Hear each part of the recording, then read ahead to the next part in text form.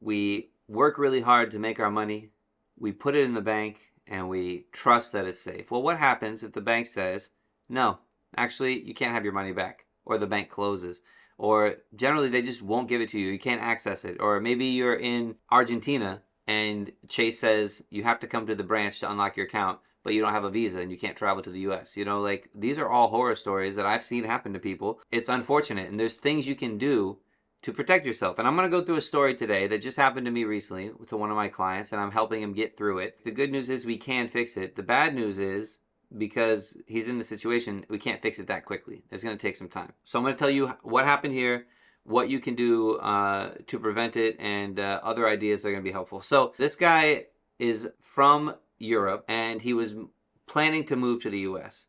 He sent his mom to the US first. His mom opened up a bank account. They sold their assets in Europe, and he sent all the money to his mom's bank account. He was still in Europe closing up affairs when his mom unfortunately passed away. I don't know what happened. The details aren't important for the story, but she passed away. Obviously, that's terrible. In any case, to lose a parent, to lose a family member is tragic, and it's sad. After the dust settles, my client went to the bank and tried to get access to the funds. He said, here's the death certificate. I'm next to family.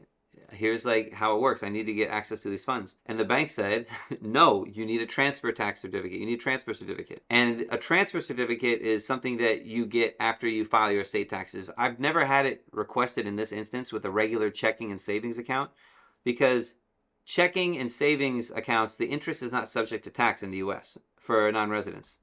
It's subject to tax for me, but for non-residents, it's considered portfolio interest, and it's not subject to withholding. It's not subject to tax. So generally, it's also not subject to estate taxes. Not generally, it isn't. And there's citations in the code, and there's examples and all that. It didn't matter. The bank said, no, you can't have access to the funds until you get the certificate. The problem is he has to file tax forms, and it's going to take 6 to 18 months, depending on how fast the IRS responds, to actually issue a transfer certificate, even though there's no tax due, and it's clearly not even subject to estate taxes. So it's a really unfortunate situation where over almost $400,000 is just locked up in the bank. The client doesn't have access to it. He's stuck now in the US with all his money locked up in this account. We have to file these forms. We sent out the forms already, and now we have to wait. We can call in a couple months, but this is a division of the IRS which is historically extremely slow and extremely unresponsive. So that's what we're doing. In this situation, we're going to write letters to the bank, which we've written some. It's useless. The banks are useless. And this is with Chase. I've had it happen. Citibank has been really tough as well, but this is with Chase. The good thing is that there's no tax to be assessed. There is no tax on this. Whereas if it was a brokerage account and they had $300,000 of Apple stock, it's actually subject to tax. And there's ways that I talk about in other videos how to, protect your assets from estate taxes. It's generally with a tiered corporate structure with an offshore corporation as an owner. But in this situation, what we're going to do is file this 706 NA form, and we're going to call the IRS and try and get it expedited. And we're going to call the bank and just wait. Really, there's not much we can do apart from filing the forms and waiting to get the certificate and then give to the bank and get the funds released. Now, what would I have done differently?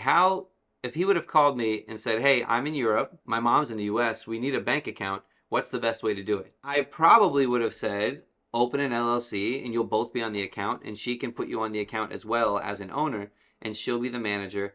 And that way, you'll technically be an owner of the account and it's a business account. It doesn't mean Chase would not do the same thing, but it would be more of a stretch for them to do the same thing, especially for a business account. The second thing I would do is make sure that he had a user on the account so he can actually have access to the account. They could have done this as is. The mother could have made a second user and invited him to actually have access to the account, give him rights to wire, and make sure he can send out a wire.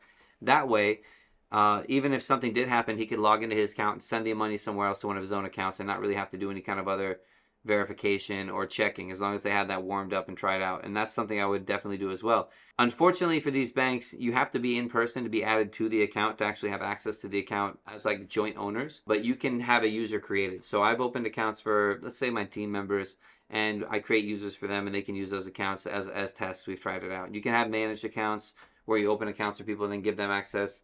It is a bit tricky. I probably would have used a different type of account, but I'm just frankly surprised that this happened. I wanted to raise awareness that this can happen. The money's not lost. They're not going to pay taxes on it, but it's like they're going to hold the money basically 12 months and hopefully they're at least paying interest on it. But it's just like, it's criminal that they're going to be holding this money, and they have like their basis for doing it is pretty sound, that they have to satisfy the non-resident the non-resident estate tax issues. So in summary, I'm going to recommend that if you need to open an account to save money, that you maybe take those steps. Having an LLC account is easier because you can have multiple people on the account.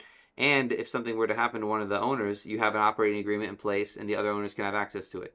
It's important to do this with people you know, with people you trust. If this guy would have came to work with my bankers at Chase in Miami, they would have made it much easier to get these funds released and transferred. It just depends which banker you work with too, because certain bankers are like, oh, I don't know, who's this guy? Oh, she's foreign? I don't know.